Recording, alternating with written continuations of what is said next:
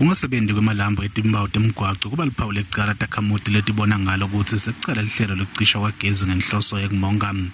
Emabhizinisi lafana nalawa atsikameteka kakhulu ngalolu hlelo.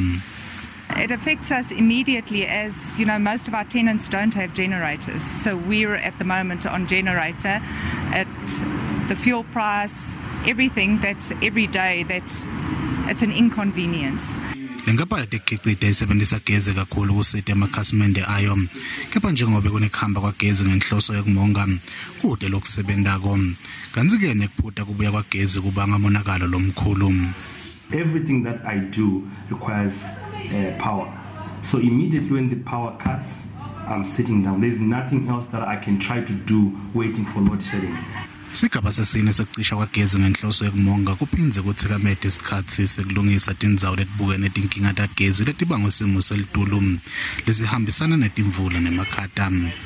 Isithiphawu setinkingeni ngenxa yokuthatha isikhathi lesidze kubuyisa gezi kuletinye tindzawo. Lengaphandle ephakela gezi ithi kubambeleleka ekubuyeni kwagezi kubangelwa monakalo lowenteka emshinini lephehla gezi. Our schedule in terms of load shedding is standard and aligned to that one of Eskom. The delays in the restoration could be due to a number of reasons. Most of our infrastructure or substations cannot be remotely switched on and off. We have to basically drive physically to some of these substations to switch on. Kusenjalo masipala waseTswane uthi takhiwo ncandi letidzala nato ngito letibambelela kubuya kwagezi. Ngalesikhathi masipala waseTswane nowaseJozi batfula inkulumo yebunjalo balamadolobha.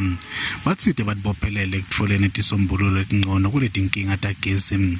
Bafuna nekusebenzisana letinkampani letitimele letiphehla gezi kutfutfukisa takhiwo ncandi letidzala.